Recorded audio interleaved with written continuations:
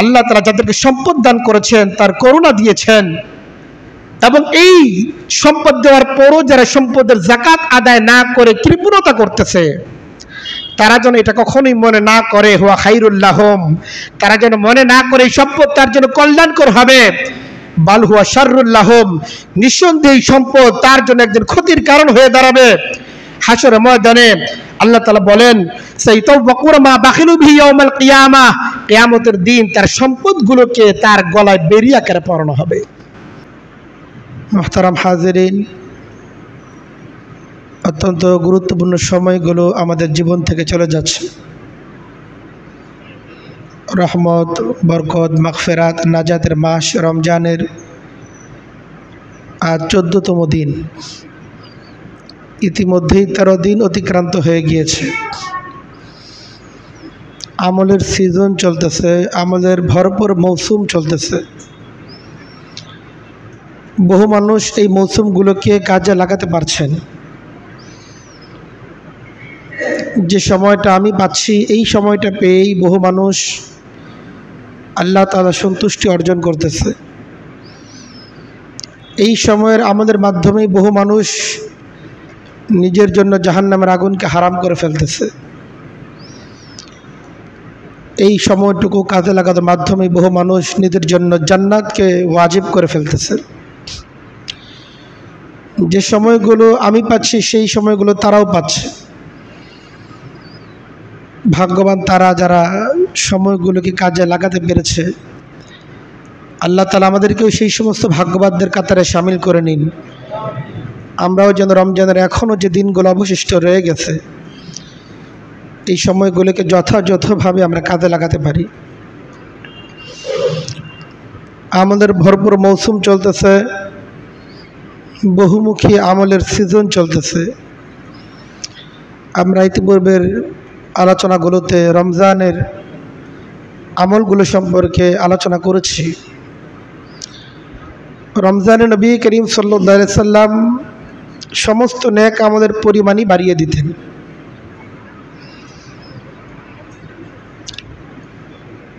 রমজান মাসে নবী করিম সাল্লাল্লাহু আলাইহি সাল্লাম যে আমলগুলোকে বিশেষভাবে গুরুত্ব দিতেন, এর মাঝে অন্যতম একটি আমল হচ্ছে দান সাদকা। হাদিসের মধ্যে এসেছে, কানা রাসূলুল্লাহ সাল্লাল্লাহু আলাইহি সাল্লাম আজওয়াদান নাস, মানুষের মধ্যে সবচেয়ে বড় দাতা ছিলেন মুহাম্মদুর রাসূলুল্লাহ সাল্লাল্লাহু আলাইহি ওয়াসাল্লাম। ব্যাপকভাবে তিনি দান করতেন, অবিরাম তিনি দান করতেন। দান করা থেকে কখনোই তিনি তার হাতকে গুটিয়ে রাখতেন না। ওয়াকান আজওয়াদা মা ইয়াকুনু ফি রমজানা, বিশেষ করে যখন রমজান মাস আসতো, নবী করিম সাল্লাল্লাহু আলাইহি ওয়াসাল্লামের দান এটা আরো অনেক পরিমাণ বেড়ে যেত।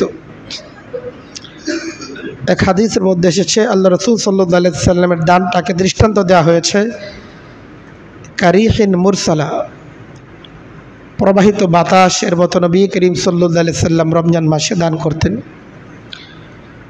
প্রবাহিত বাতাস এর মাধ্যমে যেমন সমাজের সর্বস্তরের মানুষ উপকৃত হয়, এই বাতাসের যার প্রয়োজন আছে সেও উপকৃত হয়, এই বাতাস যার প্রয়োজন নেই সেও উপকৃত হয়। বাতাসের ছোঁয়া থেকে কোনো ব্যক্তি বঞ্চিত হয় না। তো নবী করিম সাল্লাল্লাহু আলাইহি ওয়াসাল্লামের রমজানের দানের দৃষ্টান্ত এমনই ছিল। আল্লাহ রাসূল সাল্লাল্লাহু আলাইহি ওয়াসাল্লাম যখন দিতেন তখন বাদ বিচার করতেন না, সকলকে দিতেন।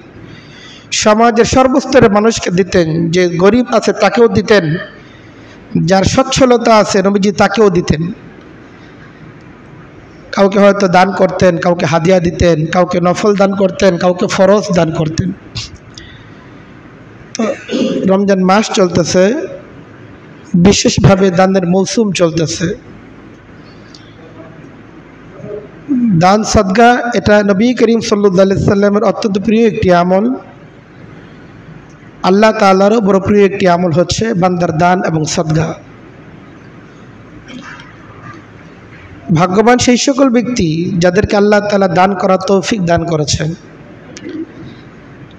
দান করার মাধ্যমে এটা কারো উপর আমরা ইহসান করি না, যারা আমাদের দানটাকে গ্রহণ করতেছেন তাদের উপর আমাদের এটা কোনো করুণার বহিঃপ্রকাশ না, বরং এটা আমার উপর হক, আমার জিম্মাদারি, এই দানটা আমার করতে হবে। আল্লাহ তাআলা বলেন, ওয়াফি আমওয়ালিকুম হাক্কুন লিসসাইলি ওয়াল মাহরুম, তোমাদের সম্পদের মাঝে হক রয়ে গিয়েছে, লিসসাইল ওয়াল মাহরুম, যারা তোমাদের কাছে চায় তাদের হক আছে, আর যারা বঞ্চিত তাদেরও হক আছে। কাজে দান এটা আমাদের জন্য বোঝা না, বরং এটা আমাদের সৌভাগ্য। আল্লাহ বলেন, যালিকা ফাদলুল্লাহ ইউতিহি মান ইয়াশা, যাকে আল্লাহ তাআলা সম্পদ দিয়েছেন এটা আল্লাহ তাআলার বিশেষ একটি করুণা তাকে দিয়েছেন। ইউতিহি মান ইয়াশা, আল্লাহ তাআলা যাকে পছন্দ করেন তাকে এটা দান করেন। দান করার তৌফিক দান করা, এজন্য দানটাকে বোঝা মনে না করে স্বতঃস্ফূর্তভাবে স্বেচ্ছাপ্রণোদিত হয়ে অত্যন্ত খুশি এবং আনন্দ সহকারে উৎসবের মাধ্যমে একটা উৎসব মুখর পরিবেশে দান এটা করা চাই। মনের মধ্যে একটা আনন্দ থাকবে, যাচ্ছে না যেন আমার কাছে আসতেছে কিছু। দানটা এমনভাবে করা চাই যেন আমি কিছু লাভ করতেছি, আমি কিছু অর্জন করতেছি, কিছু প্রাপ্তি আমার হচ্ছে, অন্যকে আমি দিচ্ছি তা না, বরং আমি কিছু অর্জন করতেছি, এর মাধ্যমে আমি আমার রবের সন্তুষ্টি অর্জন করতেছি, আমার হক আমি আদায় করতে পারছি। আর যিনি গ্রহণ করছেন আমার এই দান গ্রহণ করার মাধ্যমে তিনি আল্লাহ তাদের হুকুম পালন করার সুযোগ আমাকে তৈরি করে দিচ্ছেন। এই জন্য তাকে সেই মূল্যায়ন, সেই সম্মানের সাথে তাকে দেয়া চাই। দান সদগার মাঝে নানা রকম দান সদগা রয়েছে। দান এবং সদগাকে আল্লাহ তাআলা আমাদের উপর ফরজ করেছেন, সেই দান এবং সদগার নাম হচ্ছে যাকাত। যাকাত ইসলামের অত্যন্ত গুরুত্বপূর্ণ একটি ফরজ বিধান। যেই বিধানগুলো নাই তো ইসলাম নাই। এর মাঝে অন্যতম একটি আমল হচ্ছে যাকাতের আমল। আল্লাহ রাসূল সাল্লাল্লাহু আলাইহি সাল্লাম বলেন, বুনিয়াল ইসলাম ওয়ালা খামসিন, ইসলামের ভিত্তি, ফাউন্ডেশন 5টা জিনিসের উপর। এই 5টা জিনিস আসে তো ইসলাম আছে, এই 5টা জিনিস নাই তো ইসলাম নাই। নবী করিম সাল্লাল্লাহু আলাইহি সাল্লাম এই 5টা জিনিসের মাঝে যে জিনিসটাকে গুরুত্ব সহকারে উল্লেখ করেছেন সেটা হলো ইতা যাকাত, যাকাত প্রদান করা। কাজে যাকাত এটা ইসলামের ফরজ একটি বিধান, আল্লাহ তাআলার পক্ষ থেকে অপরিহার্য একটি বিধান। কোনো ব্যক্তি যদি এটাকে অস্বীকার করে তার ঈমান থাকবে না, সে কাফের হয়ে যাবে। কেউ যদি মনে করে যে যাকাত এটা ফরজ না, যাকাত এটা জরুরি না, যাকাতের ফরজ হওয়াটাকে কোনো ব্যক্তি যদি অস্বীকার করে তার ঈমান থাকবে না, সে কাফের মুরতাদ হয়ে যাবে। পবিত্র কোরআন কারীমের মাঝে আল্লাহ তাআলা 32 বার যাকাত শব্দ উল্লেখ করেছেন। এর মাঝে 26 বার সরাসরি নামাজের সাথে যাকাতের কথা বলেছেন। পবিত্র কোরআন কারীমের 58 জায়গায় আল্লাহ তাআলা যাকাত সংশ্লিষ্ট আলোচনা করেছেন। রোজার কথা আল্লাহ তাআলা কয় জায়গায় বলছেন, হজের কথা আল্লাহ তাআলা কয় জায়গায় বলছেন, খুব অল্প কয়েক জায়গাতেই বলেছেন। কিন্তু যাকাতটাকে আল্লাহ তাআলা কত গুরুত্ব দিয়েছেন যে 58 জায়গায় যাকাত সংক্রান্ত আলোচনা করেছেন। 26 বার নামাজের সাথে এই যাকাতের কথা বলেছেন, যে নামাজ থেকে যাকাতকে বিচ্ছিন্ন করার কোনো সুযোগ নাই। নামাজটা যেমনভাবে ফরজ, যাকাতটা তেমনিও ফরজ, একটুও কম না। আল্লাহ তাআলা যদি পবিত্র কোরআন কারীমের মধ্যে একবার বলে দিতেন যে তোমাদের উপর যাকাতকে ফরজ করে দিলাম, যাকাত ফরজ হওয়ার জন্য এতটুকুই যথেষ্ট ছিল। কিন্তু আল্লাহ তাআলা একবার, দুইবার, তিনবার না, 10-20 বার না, বহুবার আল্লাহ তাআলা পবিত্র কোরআন কারীমে জায়গায় জায়গায় জায়গায় জায়গায় যাকাতের কথা বলেছেন। যাকাত হচ্ছে সেই ফরজ আমল, যেই ফরজ আমলের ব্যাপারে মানুষের সবচেয়ে বেশি অবহেলা। অন্যান্য ফরজ আমলের ব্যাপারে মানুষের যতটুকু যত্ন আছে, যাকাতের ব্যাপারে ঠিক ততটুকুই বা তার চেয়ে বেশি অবহেলা আছে। ফরজ নামাজ আমরা আদায় করি, সুন্নাহ আদায় করি, এমনকি নফল নামাজও আমরা পড়ি, ফরজ রোজা আমরা রাখি, আশুরার রোজা, আরাফার রোজা, সুন্নাহ রোজা আমরা রাখি, অনেক সময় নফল রোজাও আমরা রেখে থাকি, এমনকি আমরা সাধারণভাবে অনেক নফল দান সদকাও করে থাকি। অথচ যে যাকাতকে আল্লাহ তাআলা ফরজ করলেন, যে দানটাকে আল্লাহ তাআলা ফরজ করে দিলেন, সেই দানটা আমরা করি না। যাদের উপর আল্লাহ তাআলা যাকাতকে ফরজ করেছেন, এই লোকগুলো নামাজ আদায় করতেছে, এই লোকগুলো রমজান রোজা রাখতেছে, এমনকি নফল দান খয়রাত পর্যন্ত করতেছে, কিন্তু যে যাকাতের বিধানকে আল্লাহ তাআলা তার উপর ফরজ করেছেন, সেই ফরজ জিম্মাদারিটাকে সঠিকভাবে সে পালন করতেছে না। এর চেয়ে দুঃখজনক আর কি আছে? ফলে আমরা এটা দাবি করতে পারি, যাকাত হচ্ছে সবচেয়ে অবহেলিত একটি আমল। যে সকল আমাদের আলোচনা সমাজের মধ্যে আছে, যে সকল আমল করার পরিবেশ সমাজের মধ্যে আছে, এর মধ্যে সবচেয়ে অবহেলিত যদি দাবি করতে হয়, সেটা হচ্ছে যাকাত। এই যাকাত এই যে না দেওয়ার প্রবণতা তৈরি হয়েছে, আল্লাহ তাআলা এটাকে একটা মুশরিকদের স্বভাব এবং চরিত্র হিসেবে উল্লেখ করেছেন।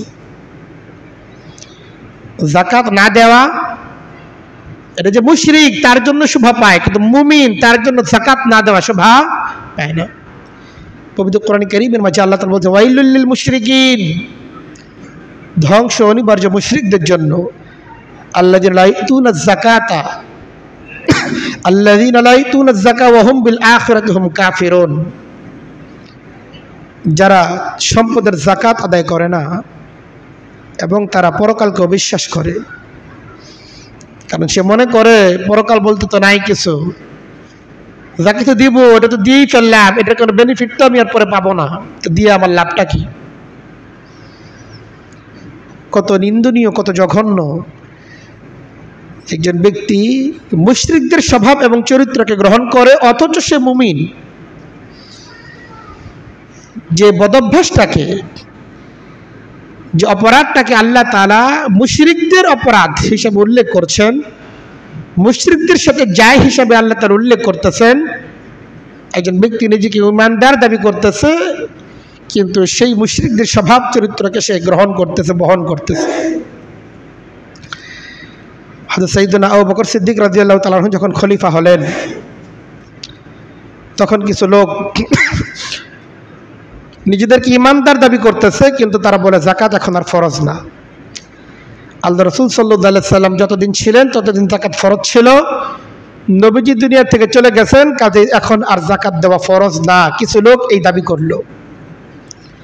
খলিফাতুল মুসলিমিন আবু বকর সিদ্দিক রাদিয়াল্লাহু আনহু তাদের বিরুদ্ধে হুঙ্কার দিয়ে দিলেন। তিনি বললেন, ওয়াল্লাহি লা আকতুলান্না মান ফাররাকা বাইনাস সালাতি ওয়া বাইনাজ যাকাহ, খোদার কসম, আবু বকর সিদ্দিক রাদিয়াল্লাহু তাআলা আনহু কসম করে বললেন, ওয়াল্লাহি আল্লাহর কসম, লা আকতুলান্না, আমি তাদেরকে হত্যা করে ফেলব। যারা নামাজ এবং যাকাতের মাঝে পার্থক্য করে, নামাজকে ফরজ মনে করে কিন্তু যাকাতকে ফরজ মনে করে না, তাদেরকে হত্যা করে ফেলব। কারণ এই যাকাতের ফরজ হওয়াটাকে অস্বীকার করার মাধ্যমে ইসলাম থেকে বের হয়ে গেছে, সে মুরতাদ হয়ে গেছে, আর ইসলামে মুরতাদের শাস্তি হচ্ছে হত্যা। তিনি বললেন, যাকাত ফুলটা দিবে না তো দূরের কথা, এমন কি লাউ মানাউনি ফি ইকারিন ইউআদ্দুনহু ফি আহদি রাসূলিল্লাহি সাল্লাল্লাহু আলাইহি সাল্লাম, এমন কি নবী করিম সাল্লাল্লাহু আলাইহি ওয়াসাল্লাম জীবদ্দশায় যারা বকরির একটা যাকাত হিসেবে আদায় করত, একটা ছাগল যাকাত হিসেবে আদায় করত, এবং সাথে ছাগলের রশিটা পর্যন্ত তাকে দিতে হইতো। ছাগল দিবে তো পরের ব্যাপার, সে যদি একটা রশি এখন আমাকে না দেয়, যে ছাগলটাকে বাঁধার জন্য যে রশি আছে, সেই রশিও যদি আমাকে না দেয়, তো অবশ্যই লাকাতালুহুম আলাল মানহি, তাহলে অবশ্যই এই রশিটাকে আদায় করার জন্য আমি তাদের সাথে যুদ্ধ করব। সাহাবায়ে কেরাম নামাজ এবং যাকাতের মাঝে কোনো পার্থক্য বুঝতেন না। নামাজটাকে যেমন তারা ফরজ মনে করতেন, যাকাতটাকে ওভাবেই ফরজ মনে করতেন। কাজে নামাজ এবং যাকাতের মাঝে পার্থক্য করা, একটাকে ফরজ মনে করা, অন্যটাকে ফরজ মনে না করার কোনো সুযোগ কোনো মুমিনের জন্য নাই। কাজেই আল্লাহ তাআলা যে যাকাতকে আমাদের উপর ফরজ করে দিয়েছেন, যে যাকাত আদায় করার মাধ্যমে আমার ইসলাম টিকে থাকবে। আমি যে মুসলমান, আমার মুসলমানের পরিচয় হচ্ছে এই, আমার উপর যদি আল্লাহ তাআলার পক্ষ থেকে যাকাতটা ফরজ হয়ে থাকে, যাকাতের নিসাব পরিমাণ সম্পদ আমার থেকে থাকে, আমাকে যাকাত আদায় করতেই হবে। রহমতের মাস চলতেছে আলহামদুলিল্লাহ। আমরা সকলেই তো আল্লাহ তাআলার রহমতের ভিখারি। রহমত আমরা পেতে চাই। আল্লাহ তাআলা আমাদেরকে আহ্বান করতেছেন যে তোমরা যদি রহমত পেতে চাও, যাদের উপর যাকাত ফরজ আছে তাদের যাকাত আদায় করতে হবে। আল্লাহ তাআলা পবিত্র কোরআন কারীমের মাঝে বলেন, আকিমুস সালাহ ওয়া আতুজ যাকাত ওয়া আতিউর রাসূল। আমার বান্দারা, তোমরা নামাজ কায়েম করো, ওয়া আতুজ যাকাত, যাকাত প্রদান করো, ওয়া আতিউর রাসূল, আর রাসূল যা কিছু বলে, যা কিছু করে, রাসূলের আনুগত্য করো, লাআল্লাকুম তুরহামুন, আমার পক্ষ থেকে রহমত তোমরা লাভ করবে। কাজে আমরা তো সকলেই আল্লাহ তাআলার রহমত চাই। আল্লাহ তাআলার রহমত ছাড়া আমাদের কোনো উপায় নাই। আমরা যদি আল্লাহ তাআলার রহমত পেতে চাই, তো যাদের উপর আল্লাহ তাআলা যাকাতকে ফরজ করেছেন তাদেরকে অবশ্যই যাকাত আদায় করতে হবে। যাকাত আদায় করার মাধ্যমে আল্লাহ তাআলা আমাদের জন্য নানামুখী বহুমুখী উপকারিতাও রেখে দিয়েছেন। যাকাতকে যেমন ফরজ করেছেন, যাকাত আদায় করার মাধ্যমে আমাদের জন্য নানামুখী লাভও আল্লাহ তাআলা রেখে দিয়েছেন। আল্লাহ তাআলা পবিত্র কোরআন কারীমের মাঝে তার নবীকে লক্ষ্য করে বলতেছেন, হে নবী, খুয মিন আমওয়ালিহিম সাদাকাতান তুতাহহিরুহুম ওয়া তুযাক্কিহিম ওয়া সাল্লি আলাইহিম ইন্না সালাতাকা সাকানুন লাহুম। আল্লাহ তাআলা বলতেছেন, হে নবী, আপনার উম্মতদের যাদেরকে আমি সম্পদ দান করেছি তাদের সম্পদ থেকে আপনি যাকাতকে গ্রহণ করুন। খুয মিন আমওয়ালিহিম সাদাকাতান, এই সাদাকাতের উদ্দেশ্য হলো যাকাতান, তাদের সম্পদ থেকে আপনি যাকাতকে গ্রহণ করুন। তুতাহহিরুহুম ওয়া তুযাক্কিহিম, এর মাধ্যমে আপনি তাদেরকে পবিত্র করে দিন এবং তাদেরকে আপনি পরিশুদ্ধ করে দিন। কাজে যাকাত আদায় করা এটা আমাদের সম্পদকেও পবিত্র করে দিবে এবং আমাদের অন্তরগুলোকেও ইনশাআল্লাহ পরিশুদ্ধ করে দিবে। পাশাপাশি আল্লাহ তাআলা তার নবীকে বলতেছেন, ওয়াসাল্লি আলাইহিম, হে নবী, যারা যাকাত আদায় করে আপনি আল্লাহ তাআলার কাছে তাদের মাগফিরাতের জন্য দোয়া করেন। আল্লাহ রাসূল সাল্লাল্লাহু আলাইহি ওয়াসাল্লাম যদি কারো মাগফিরাতের জন্য দোয়া করে, সে কি মাগফিরাত বঞ্চিত হইতে পারে? সে কোনোদিন মাগফিরাত বঞ্চিত হতেই পারে না। নিশ্চিতভাবেই আল্লাহ তাআলা তার জন্য মাগফিরাতের ফয়সালা করে দিবেন। আর এই মাগফিরাতের ফয়সালা হবে কাদের জন্য? আল্লাহ রাসূলের পক্ষ থেকে মাগফিরাতের দোয়া কাদের জন্য প্রযোজ্য? যাদের উপর যাকাতকে আল্লাহ তাআলা ফরজ করেছেন আর যাকাত তারা আদায় করেছে। কাজে আমরা যারা যাকাত আদায় করব, যাকাত আদায় করার মাধ্যমে আমাদের জীবনের কত ভুল, কত ত্রুটি, ক্ষমা চাই কিন্তু চাওয়ার মতো চাইতে পারি না, ক্ষমা পেলাম কিনা এটা বুঝতে পারি না। তো আমরা চাই বা না চাই, যাকাত আদায় করার মাধ্যমে আল্লাহ রাসূল সাল্লাল্লাহু আলাইহি ওয়াসাল্লামের পক্ষ থেকে আমাদের জন্য আল্লাহ তাআলার কাছে মাগফিরাতের দোয়া হবে। কাজেই এই যাকাত আদায়ের ব্যাপারে কোনো রকম কার্পণ্য আমাদের না করা চাই। যারা যাকাত আদায় করবে আল্লাহ রাসূল সাল্লাল্লাহু আলাইহি ওয়াসাল্লাম যেমন দোয়া করবেন, পাশাপাশি দুনিয়াতে আল্লাহ তাআলা এমন ফেরেশতাকে নিয়োজিত করে রাখছেন যারা সম্পদের যাকাত আদায় করবে, এই ফেরেশতারা তাদের মাগফিরাতের জন্য আল্লাহ তাআলার কাছে নিয়মিত দোয়া করতে থাকবে। হাদিসের মধ্যে এসেছে আল্লাহ রাসূল সাল্লাল্লাহু আলাইহি ওয়াসাল্লাম বলেন, মা মিন ইয়াউমিন ইউসবিহুর রিজালু ফীহি ইল্লা মালাকান মুনজালানে। প্রতিদিন সকালবেলা আল্লাহ তাআলার পক্ষ থেকে আসমান থেকে দুইজন ফেরেশতা নাজিল হয়। মা মিন ইয়াউমিন ইউসবিহুর রিজালু ফীহি ইল্লা মালাকান মুনজালানে। প্রতিদিন সকালবেলা আল্লাহ তাআলার পক্ষ থেকে দুজন ফেরেশতা দুনিয়াতে অবতরণ করে। আর এর মধ্যে ফায়াকুল আহাদুহুমা, একজন দোয়া করতে থাকে আল্লাহ তাআলার কাছে, আল্লাহুম্মা আতি মুনফিকান খালাফা। হে আল্লাহ তাআলা, তাদের জন্য দোয়া করে, হে আল্লাহ তাআলা, আল্লাহুম্মা আতি মুনফিকান খালাফা, যারা আপনার রাস্তায় দান করলো, সম্পদের যাকাত যারা আদায় করলো, হে আল্লাহ তাআলা আপনি তাদেরকে উত্তম বিনিময় দান করে দেন। আতি ওয়াকাদাল আখারু, আর অপরজন তার বিরুদ্ধে বদদুয়া করে, আল্লাহুম্মা আতি মুমসিকান তালাফা, হে আল্লাহ, যারা সম্পদটাকে আটকে রাখলো, সম্পদের যাকাত যারা আদায় করলো না, হে আল্লাহ তাআলা আপনি তাদের সম্পদটাকে ধ্বংস করে দেন। কাজে আমরা যদি আমাদের সম্পদের হেফাজত করতে চাই, সম্পদের মাধ্যমে আমরা যদি দুনিয়া এবং আখিরাতে কিছু অর্জন করতে চাই, সম্পদের যাকাত আদায় করা চাই। কিন্তু সম্পদের যাকাত যদি আদায় না করি, সম্পদটাকে আটকে রাখি, এর মাধ্যমে নিজেরা লাভবান হচ্ছে বলে আমরা মনে করি, এই সম্পদ টিকবে না, এই সম্পদ ধ্বংস হয়ে যাবে। এই সম্পদের ধ্বংস অনিবার্য। যে ধ্বংসের জন্য আল্লাহ তাআলা তার পবিত্র ফেরেশতাদের মাধ্যমে আল্লাহ তাআলা দোয়া করাচ্ছেন, এটা আল্লাহর একটা বাহানা। এটা তো আল্লাহ তাআলা এমনিতেই ধ্বংস করতে পারতেন, কিন্তু আল্লাহ তার পবিত্র ফেরেশতাদেরকে দিয়ে দোয়া করাইতেছেন যে আল্লাহ তাআলা নিশ্চিতভাবে কবুল করবে, এটা তার বান্দাদেরকে বোঝানোর জন্য। কাজে আল্লাহ তাআলা আমাদের যাদেরকে যাকাত দেওয়ার সামর্থ্য দিয়েছেন, অবশ্যই যাকাত আদায় করা চাই। হাদিসের মধ্যে এসেছে আল্লাহ রাসূল সাল্লাল্লাহু আলাইহি সাল্লাম বলেন, ইন্না সাদকাতা তুতফিউ গাদাবার রাব্বি ওয়া তাদফাউল বালায়া।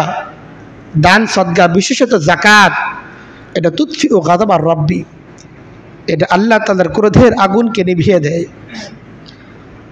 আমরা যে সমস্ত ভুলগুলি করে ফেলি, নাফরমানিগুলো আমাদের দ্বারা ঘটে যায়, এই সমস্ত অনেক নাফরমানি এমন আছে যেগুলোর কারণে আল্লাহ তাআলার গজব বান্দার উপর পড়ার আশঙ্কা থাকে। আল্লাহ রাসূল সাল্লাল্লাহু আলাইহি ওয়াসাল্লাম বলতেছেন, এই যে আল্লাহ তাআলার গজব বান্দার উপর পড়ার আশঙ্কা থাকে, এই গজবের যে আগুন আছে, এই গজবের আগুন নিভে যায় কিসের দ্বারা? ইন্না সাদকাতা তুতফিউ গাদাবার রাব্বি। দান সদকার মাধ্যমে আল্লাহ তাআলার সেই গজবের আগুনটা নিভে যায়। ওয়া তাদফাউল বালায়া, এবং বান্দা প্রতিনিয়ত যে ভয়ঙ্কর সকল শাস্তির আশঙ্কা নিয়ে এসে, ঝুঁকি নিয়ে এসে বিচরণ করে দুনিয়ার বুকে, তাদফাউল বালায়া, দান সদকার মাধ্যমে আল্লাহ তাআলা সেই বিপদ আপদের যে ঝুঁকিগুলো আমাদের আশপাশে প্রতিনিয়ত ঘোরাফেরা করতেছে, আল্লাহ তাআলা সেই ঝুঁকিগুলোকে দূর করে দেন। এই জন্য যাকাত আমাদের আদায় করা চাই, অত্যন্ত স্বতঃস্ফূর্তভাবে আদায় করা চাই, স্বেচ্ছাপ্রণোদিত হয়ে আদায় করা চাই। একটা প্রাণবন্ত পরিবেশে আমাদের যাকাত আদায়ের ব্যাপারে নিজের উদ্যমী হওয়া চাই, এবং সেই পরিবেশ সমাজের মধ্যে আমাদের চালু করা চাই। আমাদের যাকাত আদায়ের ক্ষেত্রে বড় একটা বাধা হচ্ছে শয়তান। সে আমাদের ভয় দেখায়। আল্লাহ তাআলা বলেন, আশ-শাইতানু ইয়াইদুকুমুল ফাকরা। শয়তান তোমাদেরকে দারিদ্রতার ভয় দেখায়। আর দিলেই তো কমে গেল, এত টাকা, 40 লাখ টাকা আছে, 1 লাখ টাকা যাকাত দিতে হবে, 1 লাখ টাকা চলে যাবে। অথচ ওয়ায়ামুরুকুম বিল ফাহশা, অন্যায় কাজ, অশ্লীল কাজে যখন খরচ করার ব্যাপার আসে, তখন কিন্তু শয়তান আরো করে, আর এটা তো দরকারি, এটা দিতেই হবে। অপচয়ের কাজে, অন্যায়ের কাজে, অশ্লীল যে সমস্ত কাজ আছে, এই সমস্ত কাজে দান করার ব্যাপারে শয়তান কখনো এই ধোঁকা দেয় না, দিলে তো কমে যাবে, বরং না দিয়ে দাও, বেঁচে যাবা, না দিলে উপায় নাই, দিতেই হবে। এটা তো দেওয়া তো চাই, এর মধ্যে অনেক আনন্দ আছে, অনেক বিনোদন আছে। কিন্তু যখন আল্লাহর রাস্তায় খরচ করার ব্যাপার আসে, যখন যাকাত আদায়ের ব্যাপার আসে, তখন শয়তান তাকে ভয় দেখায় যে না, দিও না, দিলেই তো কমে গেল। অথচ আল্লাহ তাআলা ওয়াল্লাহু ইয়াইদুকুম মাগফিরাতাও ওয়া ফাযলা, অথচ আল্লাহ তাআলা তোমাদের সাথে ওয়াদা করতেছেন, তোমরা যদি সম্পদের যাকাত আদায় করো, আল্লাহ তাআলা তোমাদেরকে ক্ষমা করে দেবেন। ওয়াল্লাহু ইয়াইদুকুম মাগফিরাতা ওয়া ফাযলা, এবং আল্লাহ তাআলা তোমাদের জন্য ওয়াদা করতেছেন যে আল্লাহ তাআলা এর বিনিময় এবং এর মর্যাদা, উপযুক্ত বিনিময় আল্লাহ তাআলা তোমাদেরকে দান করবে। হাদিসের মধ্যে এসেছে, আল্লাহ রাসূল সাল্লাল্লাহু আলাইহি সাল্লাম বলেন, মা নাকাসাদ সাদাকাতুম মিন মালিন। দান করার মাধ্যমে কখনো সম্পদ কমে না। কোন ব্যক্তি দান করছে, সদকা দিছে, সম্পদের যাকাত আদায় করছে, আর এই যাকাত আদায় করার মাধ্যমে সে দরিদ্র হয়ে গেছে, এর কোনো রেকর্ড পাওয়া যাবে না। দান সদকার মাধ্যমে কখনো সম্পদ কমে না। বাহ্যিকভাবে আমরা দেখি, যদিও সম্পদ কমেই তো যাচ্ছে, বাহ্যিকভাবে তো দেখা যায় কি, আমি যেটা দিলাম এটা তো চলেই গেল, কিন্তু আল্লাহ তাআলা এর মাধ্যমে আমাদের জন্য যে নানামুখী বিপদ থেকে আমাদেরকে উদ্ধার করতেছেন, সম্পদের মধ্যে যে আমাদেরকে আল্লাহ তাআলা অজস্র বরকত দান করতেছেন, সেগুলোর ফিকির যদি আমাদের থাকে, সেই উপলব্ধি যদি আমাদের থাকে, তো আমরা অনুভব করব যে না, আমরা আসলে বঞ্চিত হই নাই, বরং দেওয়ার মাধ্যমে আমরা অর্জন করছি। দেওয়ার মাধ্যমে আমাদের ছুটে যায়নি, বরং দেওয়ার মাধ্যমে আমাদের অনেক কিছু আর অর্জন হয়েছে। কিন্তু নফসের ধোঁকা, সম্পদের মায়া, এত কষ্ট করে এই সম্পদ অর্জন করলাম, দিয়ে ফেলবো, এটা সহ্য হয় না। আল্লাহ তাআলা বলেন, আলহাকুমুত তাকাসুর হাত্তা যুরতুমুল মাকাবির। সম্পদের প্রাচুর্য, সম্পদের মায়া, এটা তোমাদেরকে ধোকায় ফেলে রাখছে। হাত্তা জুরতুমুল মাকাবির, মৃত্যুর মুখোমুখি হওয়ার পূর্ব পর্যন্ত, কবরের মুখোমুখি হওয়ার পূর্ব পর্যন্ত এই মোহ তোমার কাটবে না। যারা একবার সম্পদের মোহের মধ্যে পড়ে যায়, সম্পদের লোভের মধ্যে যারা পড়ে যায়, এই মোহ দুনিয়াতে কাটতে চায় না। হ্যাঁ, যখন মৃত্যুর মুখোমুখি হয়ে যায় তখন আল্লাহ তাআলা ফরিয়াদ করতে থাকে, আল্লাহ সুযোগ দেন, লা সাদ্দাকান্না ওয়া আকুম মিনাস সালিহিন। আল্লাহ একটু সুযোগ দেন, মৃত্যুটাকে একটু বিলম্বিত করে দেন, ভালো মানুষ হয়ে যাব। সম্পদের জাগির হক যেগুলো ছিল এগুলো সব আমি পরিশোধ করে ফেলি, এরপর আপনার সাথে মোলাকাত করি, আল্লাহ তাআলা একটু সুযোগ দেন। কিন্তু তখন কি আর কোনো সুযোগ পাওয়া যাবে? আল্লাহ তাআলা নির্ধারিত মেয়াদ যখন চলে আসবে, মৃত্যুর সময় যখন চলে আসবে, তখন শত কান্নাকাটি করেও একটু সামান্য সুযোগ পাওয়ার আর কোনো ফুরসত দেওয়া হবে না। এজন্য আল্লাহ তাআলা আমাদের কাছ থেকে যে যাকাত আমাদের থেকে চাচ্ছেন, সে যাকাতের ব্যাপারে আমাদের অবশ্যই যত্নবান হওয়া চাই। যে সন্তানের মায়ায় পড়ে, যে পরিবারের মায়ায় পড়ে আজকে আমি সম্পদটাকে জমা করতেছি, সম্পদটাকে সঞ্চয় করতেছি, সম্পদের পাহাড় আমি গড়তেছি, নিঃসন্দেহে এই সম্পদ রেখে একদিন আমাকে চলে যেতেই হবে। এই সম্পদ কি আমাদের সাথে যাবে? এই সম্পদ আমাদের রয়ে যাবে। এই সম্পদ আমার অবর্তমানে আমার স্ত্রী, আমার সন্তান তারা ভোগ করবে। আর যে সম্পদের জন্য আমি এত মায়া করতেছি, এত কান্নাকাটি করতেছি, সম্পদের হক আদায় করতেছি না, এই সম্পদগুলো আমার জন্য আফসোসের কারণ হবে। পবিত্র কোরআনে কারীমের মাঝে আল্লাহ তাআলা বলতেছেন, ওয়া আম্মা মান উতিয়া কিতাবাহু বিশিমালিহি, হাসর ময়দানে যাদের আমলনামা তার বাম হাতে দেয়া হবে, যার আমলনামা তার বাম হাতে দেওয়া হবে, ফায়াকুল ইয়া লাইতানি লাম উতা কিতাবিয়া, আফসোস যদি আমাকে আমার আমলনামা দেয়া না হতো, লাম উতা কিতাবিয়া, আমার আমলনামা যদি আমার হাতে দেয়া না হতো, ওয়ালাম আদরি মা হিসাবিয়া, আমি যদি নাই মুখোমুখি হতাম, নাই জানতাম হিসাব কি জিনিস, মিজান কি জিনিস, ওজন কি জিনিস, এগুলোর মুখোমুখি যদি আমি না হতাম, ইয়া লাইতাহা কানাতিল কাসিয়া, আফসোস যে মৃত্যু দুনিয়াতে আমার হয়েছিল, সেই মৃত্যুই যদি আমার চূড়ান্ত হতো, আমাকে পুনরায় জীবিত করে আল্লাহ তাআলার সামনে আমাকে দাঁড় না করানো হতো, দুনিয়াতে আমার কত সুখ ছিল, কত স্বাচ্ছন্দ্য ছিল, সম্পদের কত পাহাড় আমি তৈরি করে এসেছিলাম, কিন্তু মা আগনা আন্নি মালিয়া, আমার এই দুনিয়া রেখে আসা এত অঢেল সম্পদ, এগুলো তো আজকে হাসরের ময়দানে আমার কোনোই উপকারে আসতো না।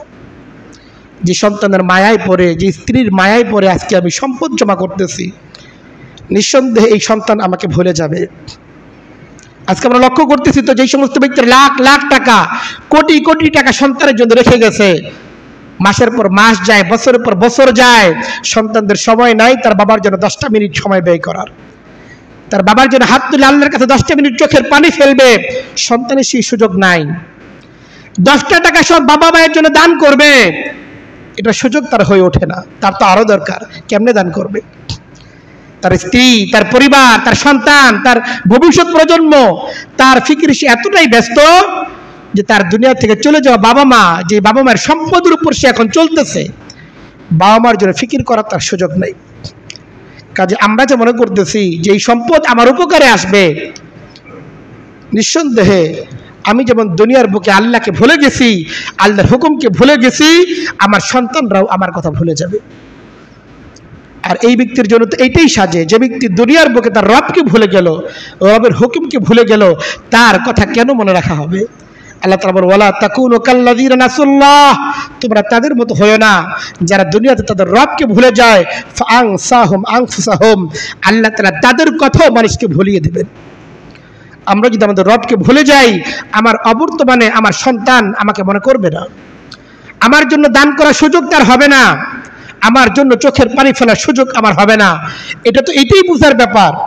আপনি যা ভাবতেছি এই কথা, আমার অবর্তমানে আমার সন্তান আমার জন্য অনেক কিছু করবে, আমি আমার দুনিয়া থেকে বিদায় গ্রহণ করা বাবার জন্য কি করছি, আমার মায়ের জন্য আমি কি করছি, আমার দাদা যাদের অস্তিত্বের উপর নির্ভর করে আজকে আমি দুনিয়াতে অস্তিত্ববান, আমার দাদার কথা চিন্তা করার সুযোগ কি বছরে একবার হয়? হয় না তো। আমি যেমন তাদের কথা চিন্তা করতেছি না, আমার অবর্তমানে সবাই আমাকে ভুলে যাবে, আমার সম্পদ রয়ে যাবে। যে সম্পদের উপর যাকাত ফরজ ছিল, এই সম্পদ একদিন আমার জন্য আফসোসের কারণ হয়ে দাঁড়াবে।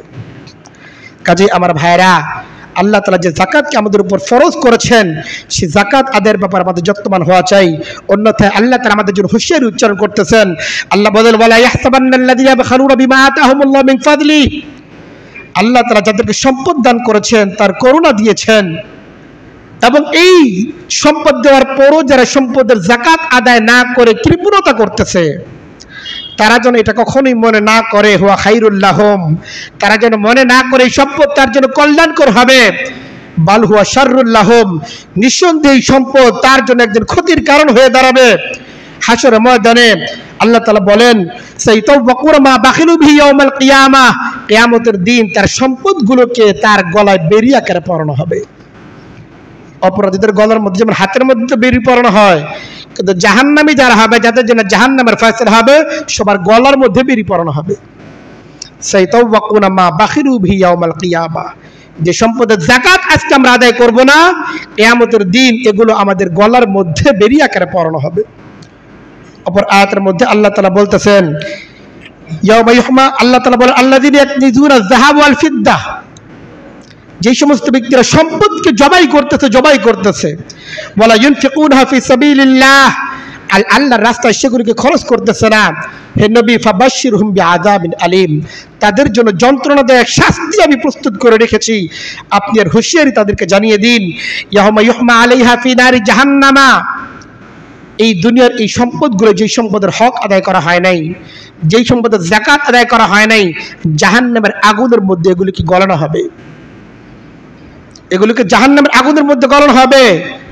ফায়তুকুয়া বিহা জিবাহুহুম ওয়া জুনুবুহুম ওয়া যুহুরুহুম, এবং এগুলোর মাধ্যমে, এই গলিত পদার্থের মাধ্যমে তার চেহারা, তার পার্শ্বদেশ, তার পিঠ, এগুলোর মধ্যে থেরাপি দেওয়া হবে, এগুলোর মধ্যে সেক দেওয়া হবে, আর বলা হবে হাযা মা কানাসতুম লিআনফুসিকুম, এটা হচ্ছে তোমার সেই সম্পদ, যেই সম্পদ তুমি তোমার নিজের জন্য অর্জন করেছিলে, সম্পদের যাকাত তুমি আদায় করো নাই। অপর হাদিসের মধ্যে সেই আল্লাহ রাসূল সাল্লাল্লাহু আলাইহি ওয়াসাল্লাম বলেন, মান আতাহুল্লাহু মালান, আল্লাহ তাআলা যাকে সম্পদ দান করেছেন, ফালাম ইউআদ্দি যাকাতাহ, এই সম্পদের যাকাত সে আদায় করে নাই, মুসিলা লাহু ইয়াউমাল কিয়ামাতি শুজাআন আকরা লাহু যাবিবাতান, কিয়ামতের দিন তার এই সম্পদটাকে বিষধর সাপের আকৃতি দেয়া হবে, যেই সাপের দুইটা মাথা থাকবে। মুসিলা লাহু শুজাআন আকরা লাহু যাবিবাতান, দুই মাথা বিশিষ্ট সাপের আকৃতি এই সম্পদটাকে দেওয়া হবে। এরপরে এই সুম্মা ইউতাব্বাকুহু, এরপরে সেই সাপটাকে তার গলার মধ্যে পরিয়ে দেওয়া হবে। সুম্মা ইয়াখুযু বিলিসবাতাইহি, সাপ তার দুই মাথার দুই ফনা দিয়ে তার গালের মধ্যে, তার চেহারার মধ্যে দংশন করতে থাকবে এবং বলতে থাকবে, আনা মালুক আনা কানজুক, আমার চেনো আমি কে, আমি তোমার সম্পদ, যে সম্পদটাকে তুমি জমা করছিলে, সম্পদের হক আদায় করো নাই, সম্পদের যাকাত আদায় করো নাই। কাজেই যাকাত আদায়ের মাধ্যমে আমাদের জন্য অভূতপূর্ব লাভ, অসামান্য পুরস্কার যেমন আমাদের জন্য আল্লাহ তাআলার পক্ষ থেকে রয়ে গেছে, যাকাত ফরজ হওয়ার পরও যদি আমরা যাকাত আদায় না করি, যাকাত আদায়ের ব্যাপারে যত্নবান না হই, আল্লাহ তাআলার পক্ষ থেকে ভয়ঙ্কর শাস্তিও তাদের জন্য রয়ে গিয়েছে। কাজেই অবশ্যই একজন মুমিন হিসাবে একটা মুমিনের পরিচয় হচ্ছে এই, সে নামাজের ব্যাপারে যত্নবান হবে, আর তাকে যদি আল্লাহ তাআলা সম্পদ দান করে থাকেন, সম্পদের যাকাত সে অবশ্যই আদায় করবে। একজন মুমিন তার নামাজ এবং যাকাতের মধ্যে কোনো পার্থক্য থাকবে না। নামাজকে যেমন ভাবে সে ফরজ মনে করবে, যাকাতকে তার ওইভাবেই ফরজ মনে করতে হবে। নামাজ এবং যাকাতের মাঝখানে কেউ যদি পার্থক্য করে, নামাজকে ফরজ মনে করে, যাকাতকে ফরজ মনে না করে, ইসলাম থেকে সে বহিষ্কার হয়ে যাবে, ইসলামের মাঝে তার কোনো অংশ থাকবেই না। যে যাকাত আল্লাহ তাআলা আমাদেরকে আদায় করতে বলছেন, যে সম্পদের যাকাত আল্লাহ তাআলা আমাদেরকে আদায় করতে বলতেছেন, আমাদের কাছে যে সম্পদগুলো আছে এগুলো কার দান? এগুলোকে শুধুমাত্র আমি আমার সক্ষমতার মাধ্যমে, আমার চেষ্টার মাধ্যমে আমি অর্জন করে ফেলেছি। আল্লাহ তাআলা যদি না চাইতেন, দুনিয়ার কারো শক্তি ছিল না এই সম্পদ আমার কাছে নিয়ে আসার। কাজে এই সম্পদ আল্লাহ তাআলাই আমাকে দান করেছেন। আল্লাহ তাআলা আমাদের জন্য কত মেহেরবান। দেখেন, আল্লাহ তাআলা যা দিয়েছেন সবটা তো আল্লাহ দিয়েছেন, নাকি না এগুলো আল্লাহ দিচ্ছেন আর এগুলো আমি অর্জন করছি? ব্যাপারটা কেমন? আমাদের যা কিছু সম্পদ সবটাই কার দান? যেটা আমি মনে করতেছি আমার অর্জন, এটাও আমার আল্লাহ তাআলারই দান। আর যেটা মনে করতেছি আমার বোনাস, এটা আমি অন্য থেকে পেয়েছি, সেটাও কার দান? আল্লাহ তাআলার দান। আমার সবটাই আল্লাহ তাআলার দেওয়া, সবটাই যেহেতু তার দেওয়া। আল্লাহ তাআলা যদি চাইতেন আমাদের কাছে, বান্দা তোমার আমি যা দিতে সব দিয়ে দাও, আল্লাহ তাআলা যদি আমাদের কাছে চাইতেন, বান্দা তোমাকে আমি যা দিছি সবটা আমাকে ফেরত দাও, আমাদের জন্য সেটাকে আমরা বাধ্য ছিলাম না? আমরা সবটাই দিতে আমরা কি বাধ্য ছিলাম না? আল্লাহ তাআলা যদি আমাদেরকে সবটাই চাইতেন, সবটাই দিয়ে আমাদের জন্য কর্তব্য ছিল। কিন্তু তিনি কত মেহেরবান যে তিনি আমাদের কাছে সবটা চান নাই, আমাদের কাছে আমাদের সম্পদের অর্ধেক তাও চান নাই। 3 ভাগের 1 ভাগ, 4 ভাগের 1 ভাগ, এমনকি 10 ভাগ বা 20 ভাগের 1 ভাগও চান নাই, মাত্র 40 ভাগের 1 ভাগ আমাদের কাছে চাইতেছে। শতকরা মাত্র 2.5 টাকা আল্লাহ তাআলা আমাদের কাছে চাইতেছেন। তাও কোন সম্পদ? এটা সেই সম্পদ যেই সম্পদটা আমাদের সাধারণ প্রয়োজনের অতিরিক্ত সম্পদ, যেই সম্পদটা আমার মৌলিক প্রয়োজনের অংশ, আমার নিয়মিত খরচের অংশ, সেই সম্পদ আল্লাহ তাআলা আমাদের কাছে চাইতেছেন না, বান্দার তর। আর যে সম্পদটা আমাদের প্রয়োজন অতিরিক্ত আছে, মৌলিক প্রয়োজন অতিরিক্ত সম্পদ, সেই সম্পদ থেকে আল্লাহ তাআলা চাইতেছেন। তবুও কখন? যখন সেটা 1 বছর অতিক্রান্ত হয়ে যায়, বছর যখন পার হয়ে যায়, এরপর আল্লাহ বলছেন হ্যাঁ বোঝা গেছে এই সম্পদ তোমার প্রয়োজন অতিরিক্ত স্থিতিশীল অবস্থায় আছে, কাজে এই সম্পদের মাত্র 40 ভাগের 1 ভাগ দাও, সেটাও আবার ফেরতযোগ্য। আল্লাহ তাআলা যেটা নিতেছেন এটা নেওয়ার জন্য নিচ্ছেন না, আল্লাহ তাআলা এটা দেওয়ার জন্য নিচ্ছেন। আল্লাহ তাআলা বলেন মান ইউকরিদুল্লাহ কারদান হাসানা, কে আছে এমন যে আল্লাহ তাআলাকে কর্জে হাসানা দিবে? আল্লাহ তাআলা দিচ্ছেন যেটা, এটা নিয়ে যাচ্ছেন না বান্দা তোমার হক দিচ্ছি তা না, বান্দা তুমি অর্জন করছো, ঠিক আছে আমার কিছু টাকা কর্জা দাও। আল্লাহ তাআলা আমাদের কাছে কর্জে হাসানা চাইতেছেন, আমাদের সাথে ওয়াদা করতেছেন ফায়ুযারিফাহু লাহু আযআফান কাসীরা, বান্দা তোমার এর চেয়ে বহু গুণ বাড়ায় দিব। 1 গুণ 2 গুণ না, আল্লাহ তাআলা দেওয়ার সময় গুণের হিসাব করবেন না, ক্যালকুলেটর মেপে দিবেন না। আল্লাহ যখন দিবেন আজরান কাসীরা, আল্লাহ তাআলা দেওয়া হবে অসামান্য, অফুরন্ত আল্লাহ তাআলার প্রতিদান হবে ইনশাআল্লাহ। কাজেই যে সম্পদ আল্লাহ তাআলা আমাদেরকে দিয়েছেন, যে সম্পদের উপর যাকাতকে আল্লাহ তাআলা আমাদের ফরজ করেছেন, আসুন আমরা ইতিপূর্বে যে ভুলগুলো হয়েছে আল্লাহ তাআলার কাছে সেজন্য ক্ষমা প্রার্থনা করি, এবছর থেকে হিম্মত করি ইনশাআল্লাহ, সেই পরিবেশ তৈরি করি ইনশাআল্লাহ। এখন থেকে অতীতের যেটা আছে ওলামায়ে কেরাম থেকে মাস্টার জেনে নিব সেটার ব্যাপারে আমার করণীয় কি, অতীতের ভুলের ব্যাপারে আমার করণীয় কি। এবং এখন থেকে ইনশাআল্লাহ এই বছর থেকে যাদের উপর যাকাতকে ফরজ করা হয়েছে, যার সম্পদের উপর নিজের যাকাত ফরজ আছে, আমরা ইনশাআল্লাহ অবশ্যই আমাদের সম্পদের যাকাত আমরা সঠিকভাবে আদায় করব তো ইনশাআল্লাহ। আল্লাহ তাআলা আমাদের সকলকে আমাদের যাকাতটাকে সঠিকভাবে আদায় করার তৌফিক দান করেন।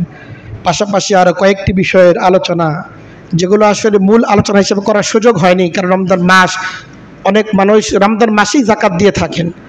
যদিও যাকাতের সাথে রমজানের সম্পর্কে যাকাত আলাদা ফরজ, এটা রমজানে দেওয়া কোনো বাধ্যতামূলক না, তবুও রমজান মাসে যেহেতু প্রত্যেক নেক আমলের সওয়াব বহুগুণে বেশি পাওয়া যায়, এই জন্য আমাদের সমাজের অধিকাংশ মানুষ রমজান মাসেই যাকাত আদায়ের জন্য বিশেষভাবে বেছে নেন।